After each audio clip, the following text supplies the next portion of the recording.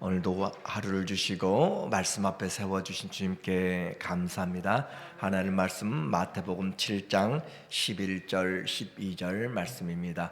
너희가 악한 자라도 좋은 것으로 자식에게 줄 알거든 하물며 하늘에 계신 너희 아버지께서 구하는 자에게 좋은 것으로 주시지 않겠느냐. 그러므로 무엇이든지 남에게 대접을 받고자 하는 대로 너희도 남을 대접하라. 이것이 율법이요 선지자니라. 아멘. 오늘은 우리의 신앙이란 주제로 말씀을 같이 나누도록 하겠습니다. 나의 신앙이 아니라 우리의 신앙이라는 그런 주제예요. 산상설교는 예수님의 가르침을 모아놓은 가장 핵심적인 가르침이고, 신약의 가르침을 압축한다라고 하면 바로 이 산상설교가 될 것이에요. 천국복음의 핵심입니다. 신앙생활은 우리는 나를 위해서 하는데, 그러나 그 본질은 하나님의 이름을 위하여서 하게 되면 나에게 모든 것들이 돌아오게 되는 거예요. 그러나 반대로 나를 위해서 하게 되면 모든 것이 떠나게 됩니다. 하늘 아버지의 뜻대로 살면 이 모든 것들이 오지만, 내 뜻대로 살면 모든 염려들이 다가오게 됩니다.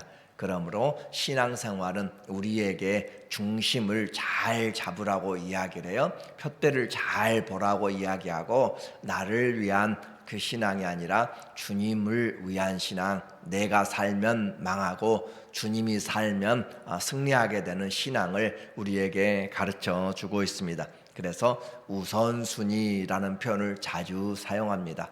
내가 아니라 우리 하나님이 우선이다라고 하는 거죠. 그래서 이 하나님 중심이 될 때 내 인생이 시험에서 이겨나가게 되고 다른 사람들과 관계가 좋아지게 되는 거예요.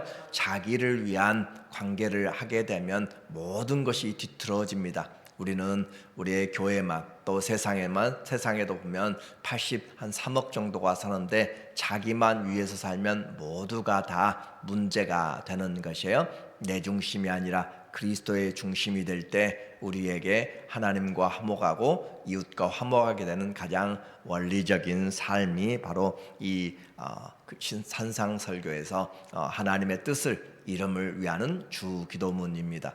오늘 7장에서는 우리의 삶에서 매일 맞이하게 되는 비판한 그런 삶에 대한 것을 우리에게 말하고 있고, 하나님 앞에 어떻게 기도할 것인가를 계속적으로 말하고 열매 맺는 신앙에 대해서 말을 해주고 있어요. 그래서 7장의 많은 내용들을 가지고 오늘 우리의 신앙의 뿌리를 그리스도에게로 옮겨 심는, 우리 마음을 그리스도로 옮겨 심는 것이 바로 오늘 내용의 한 가지입니다. 비판하지 말라라고 그렇게 본문은 시작하고 있습니다. 7장 1절에 비판을 받지 아니하려거든 비판하지 말라. 비판, 크리노, 그 말은 둘로 분리시키다 그런 뜻이에요. 비판하다, 분리시키다. 그래서 비판을 받지 아니하려거든 비판하지 말라. 너희가 비판하는 그 비판으로 너희가 비판을 받을 것이요, 너희가 헤아리는, 계산하는 그 계산함으로 너희가 헤아림을 받을 것이라 라고 말하는 거죠. 우리에게 내 잘못이라도 남을 탓하려고 하는 것들이 바로 죄의 속성인 것이에요. 아담은 하와를 원망했고 하와는 뱀에게 책임을 떠넘겼습니다. 결국은 자기가 그곳에 유혹된 것이지만 그 모든 것을 남의 탓으로 하게 된 거죠. 우리 모두는 다 불완전합니다. 불완전하기 때문에 누군가를 우리가 비난하려 하면 결국 나도 비난을 당하게 된다라고 하는 것은 가장 기본적인 것이에요. 남을 비판하고 남을 욕할 때 얼마나 나는 재미있을지 모르지만, 그러나 그것이 나에 대한 험담이고 나에 대한 비판이 되어진다면 얼마나 우리는 마음이 힘들고 삶이 힘들지 모릅니다. 그러므로 우리에게 나의 행동에 대하여서 마땅하게 내가 해야 될 것들을 또 하지 말아야 될 것들을 잘 우리는 생활하면서 신앙생활은 주님 앞에서 주님이 원하는 것을 잘 하는 것이 적극적인 신앙이고 하지 말라는 것을 하지 않는 것, 그것이 소극적인 신앙이에요.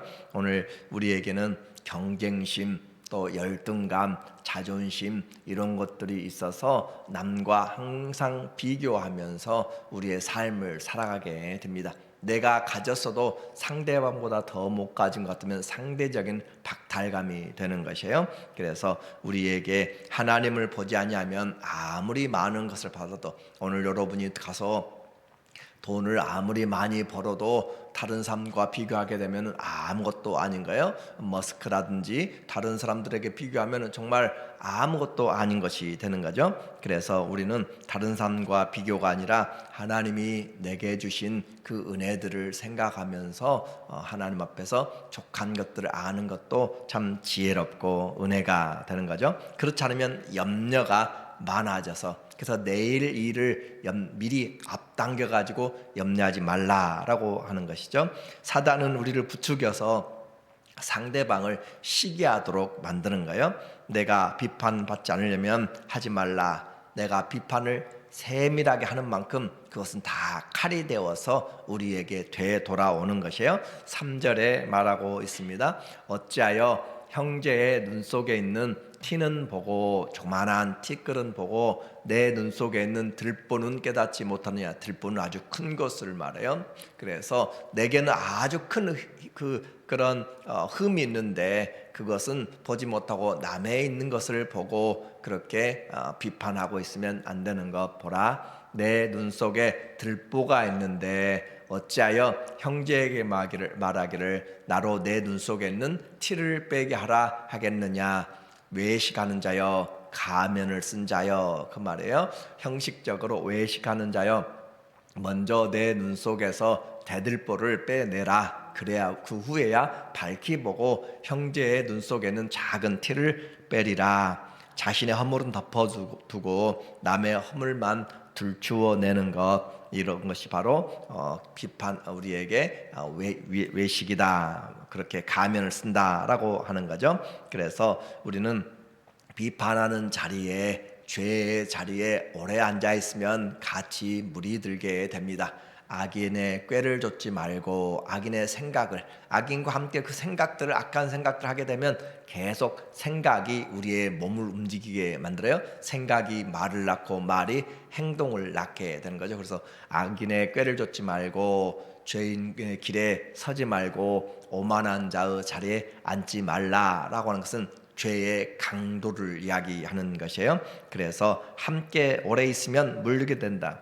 불행히도 우리의 그런 영적인 포용력은 너무 작아서 하나님이 주신 다른 풍성한 은혜들을 바로 이렇게 비판하고 하게 되면 깨닫지를 못하게 됩니다. 하나님의 말씀이 얼마나 축복된 것들이 많은데 이런 비판하는 것들로 인하여 나는 왜 이렇게 힘든가라는 것으로만 하게 되면 하나님 부어주신 은혜를 생각하는 것조차도 우리에게 마비가 되어 하루를 오늘도 주신 그 놀라운 생명의 은혜만 생각해도 엄청난 계산할 수 없는 하나님의 은혜인데 우리는 그와 같은 것을 알지 못하는 그런 어리석은 자가 되는 거죠. 6절의 이야기예요. 거룩한 것을 개에게 주지 말며 너희 진주를 돼지 앞에 던지지 말라.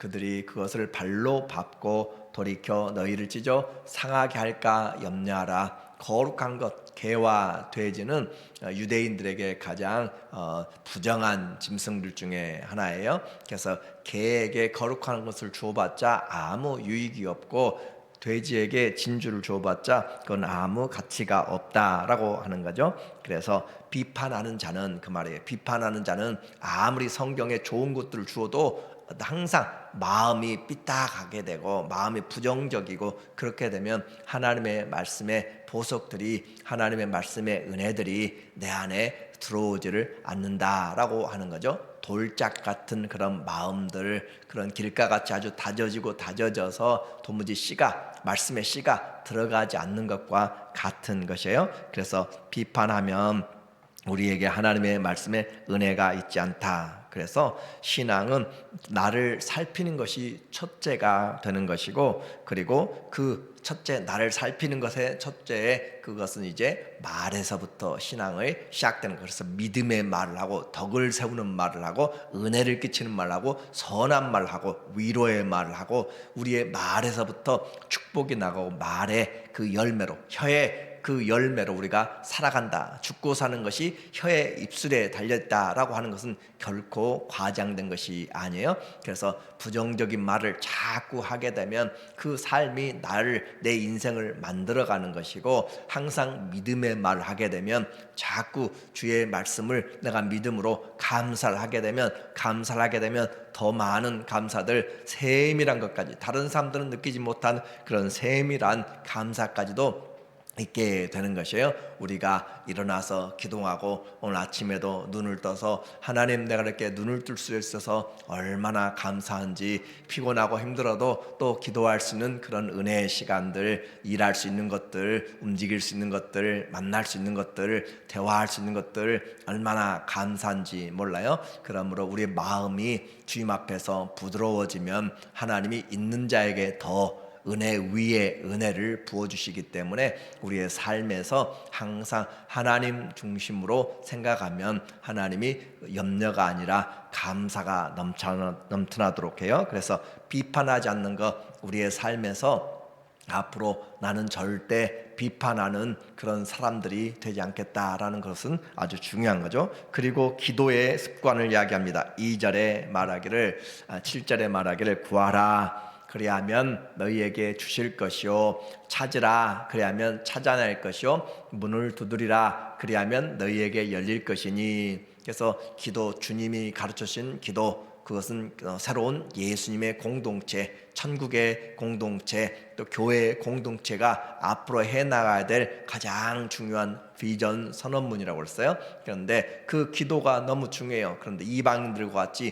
중언부언하지 말고, 내가 무엇을 구하는지도 제대로 알지 못하고, 그리고 무조건 길게 해야만 된다고 생각하지도 말고, 믿음이 없이 구하지 말고, 우리의 믿음은 분명히 하늘에 계신 우리 아버지와의 관계에서 믿음을 가지고 구하는 것이죠. 그래서 구하라 그리하면 주실 것이고, 하나님이 다 아시는데도 구하라 라고 하는 것이에요. 그래서 우리는 신앙은 하나님이 아시니까 가만히 있어도 되는 그런 것이 아닌가요? 하나님이 아시기 때문에, 그래서 우리는 하나님의 뜻을 알고 또 하나님이 우리에게 원하시는 마음도 알기 때문에 우리는 하나님 앞에 우리의 중심을 들여서 하는 것이죠.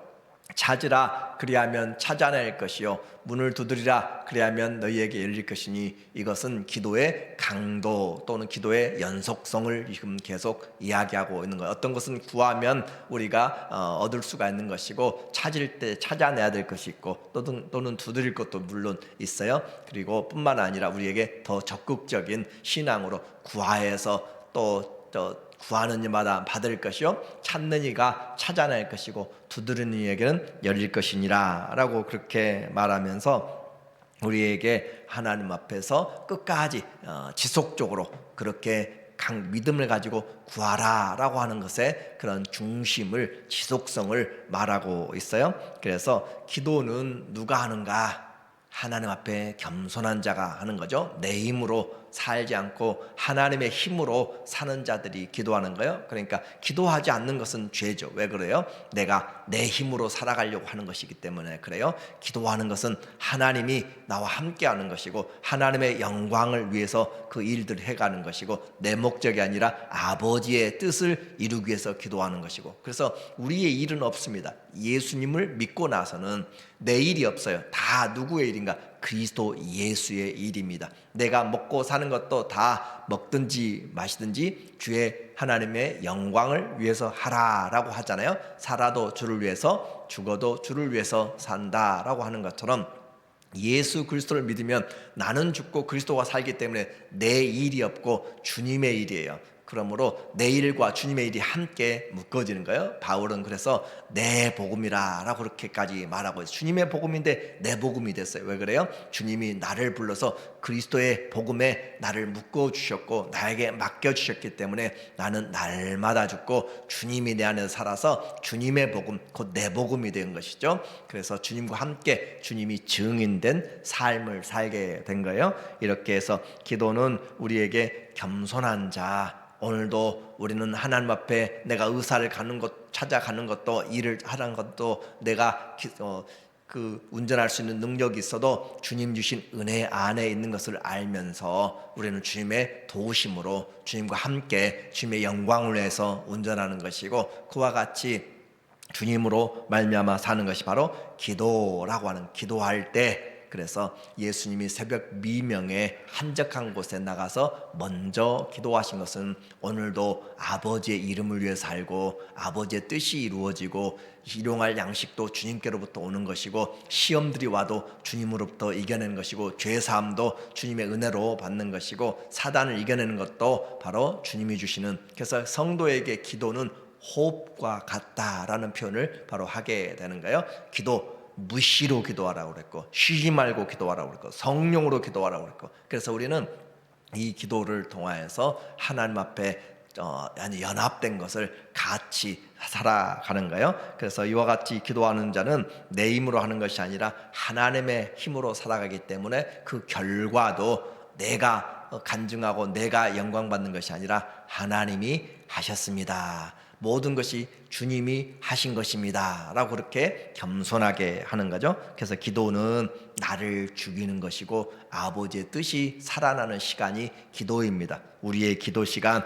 나의 간절함만 구하는 것이 아니라 내가 내 대신 주님의 뜻이 이루어지도록 그렇게 하는 것. 기도하는 자세를 우리는 알아요. 하늘에 계신 우리 아버지, 하늘에 계신 우리 아버지, 초월하시면서 모든 것을 능력으로 역사하시고 뿐만 아니라 주님이 우리가 아버지가 무엇이 필요한지 다 아신다라고 하는 그 기도의 확신을 가지고 주님 앞에 기도하는 거예요. 기도해도 줄지 안 줄지 모르는 것이 아니라 우리 아버지는 우리에게 반드시 필요한 것들, 또 반드시 주님의 뜻을 위한 것들은 주님이 이미 이루어진 줄로 알고 믿음으로 기도하는 것. 그래서 구하는 이마다 받을 것이고 찾는 이가 찾을 것이고 두드리는 이에게 열릴 것이다 라고 하는 확신이죠. 그리고 주님이 이것으로 끝나지 않고 다시 한번 우리에게 주님의 확신의 내용들을 말하고 있어요. 9절에 보니까 말하기를 너희 중에 누가 아들이 떡을 달라 하면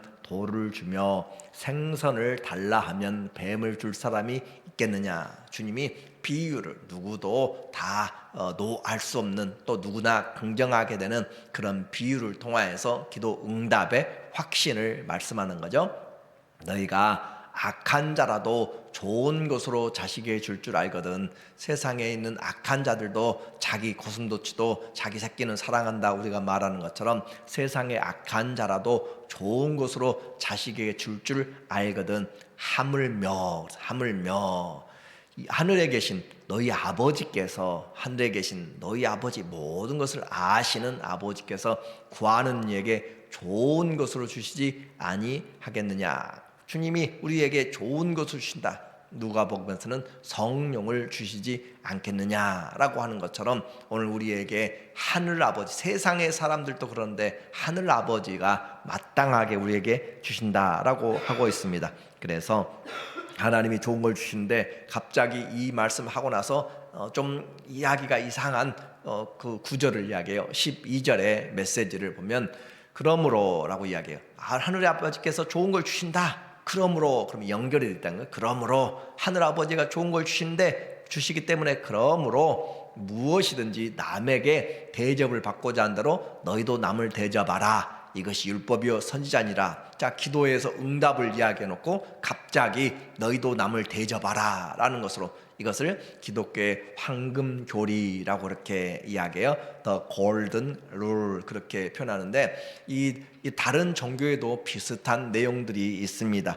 그래서 내가 원치 않는 일이면 남에게도 하지 말라라고 하는 대부분 소극적인 이야기지만 여기서는 우리에게 적극적인 하지 말라라고 하는 것은 소극적이고 하라라고 하는 것은 적극적이에요. 그래서 죄를 짓지 말라라고 하는 것은 소극적이고 선을 행하라 하는 것은 적극적이에요. 그래서 도둑질하지 말라라고 하는 것은 소극적이고 우리가 일하여서 오히려 선한 일로 돈을 벌어서 다른 사람을 도와주라라고 하는 것은 적극적인 것이에요. 그런 것처럼 오늘 예수님의 이 황금률은 우리에게 적극적인 그런 부분을 이야기하는 거예요.